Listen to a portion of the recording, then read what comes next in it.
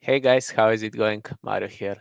Today we're gonna review Chelsea versus Western Sydney Wanderers, try to analyze what we can from that 10-goal three-hour show that we saw yesterday, and of course, see where we're heading with our preparation.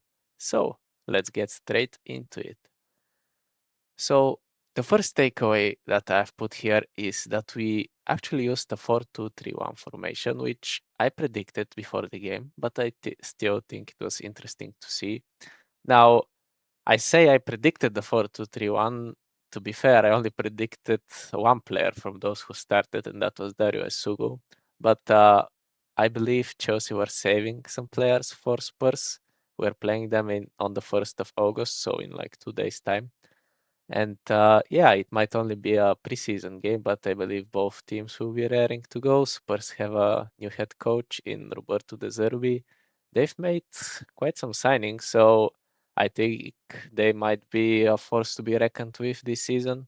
Then again, it's Spurs, and you know how Spurs are, they don't win a lot, so I think we're playing for a preseason trophy, so they might go hard, and I think Chelsea will also go hard to answer that. And yeah, if we take a look at the formation that we used yesterday, we can see it was a standard 4-2-3-1.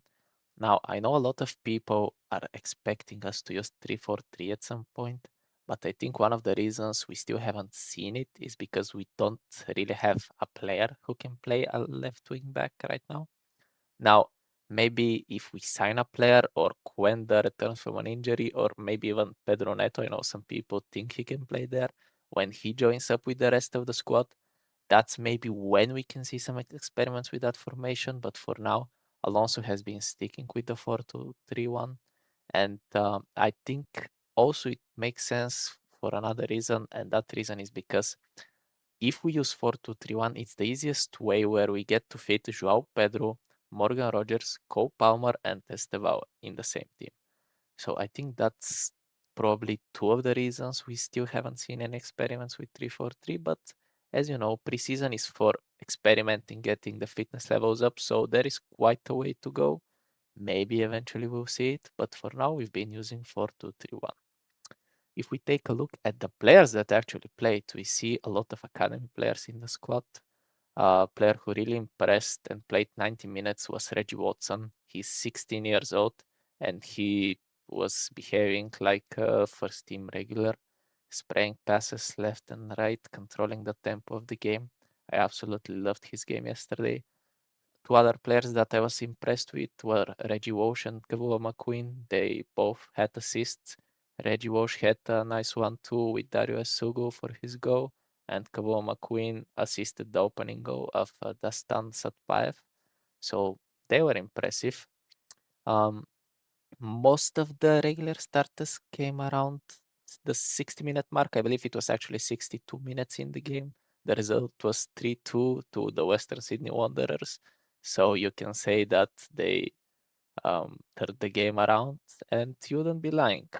Now, if we continue with the things that we learned from yesterday, the second takeaway I have is set pieces. Watching yesterday's game really reminded me of last season, and that was because of the defensive frailties that we had, mainly defending set pieces. Now, there are a lot of reports for Bernardo Cueva, who was our set piece coach last season, the guy on the top right. You can see him there. There are a lot of reports that he'll not be the set piece coach this season. He is taking another role at the club.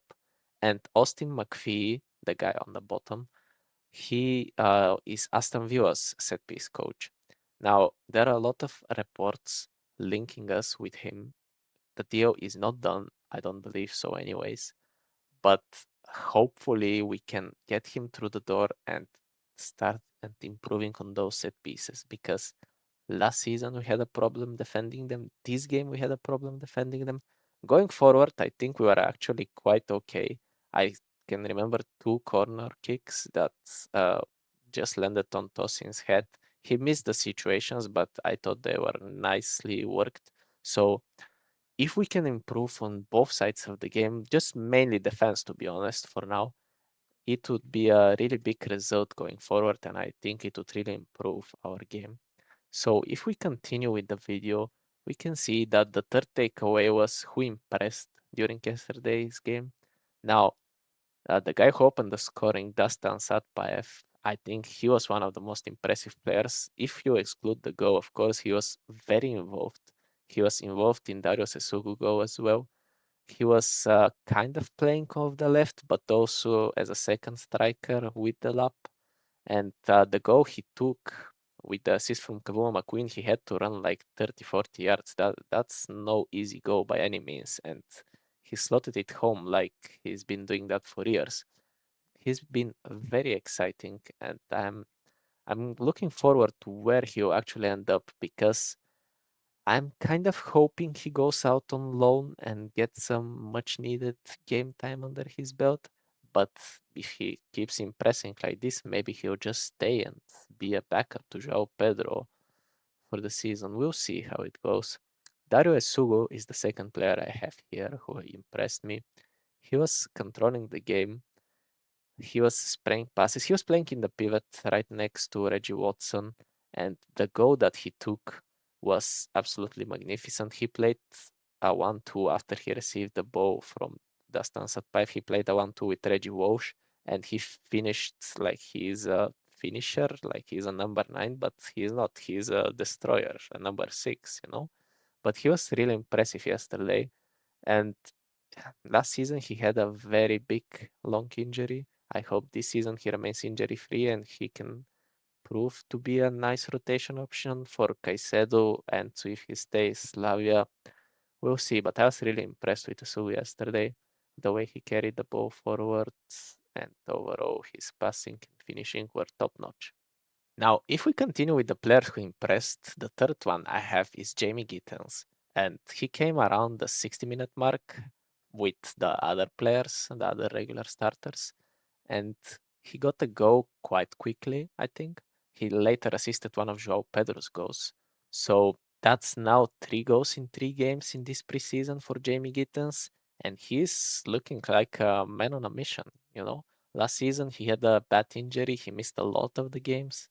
He was, to be honest, never fit. He never got a run in the team. He was barely used. I remember one good game against Wolverhampton in the cup, and that's all I remember from Jamie Gittens from last year. So this is a really important preseason and season for Jamie Gittens.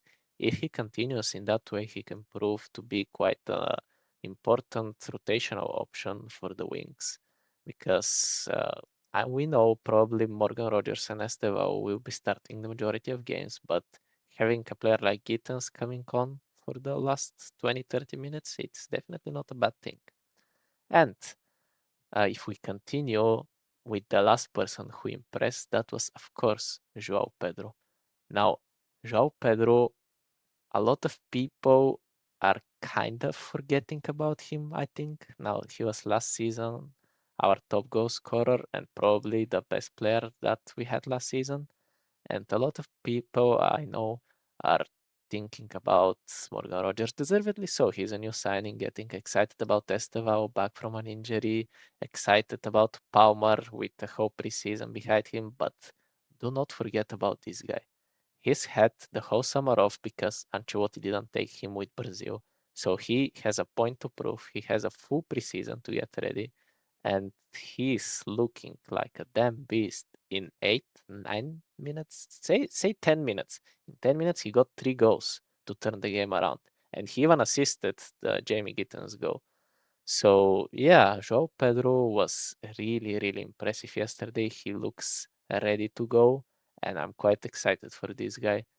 If we manage to keep him, Palmer, Rogers, all fit, Estevao, all fit through the season, I am really excited about this attack, guys. And overall, the new season is getting more and more exciting.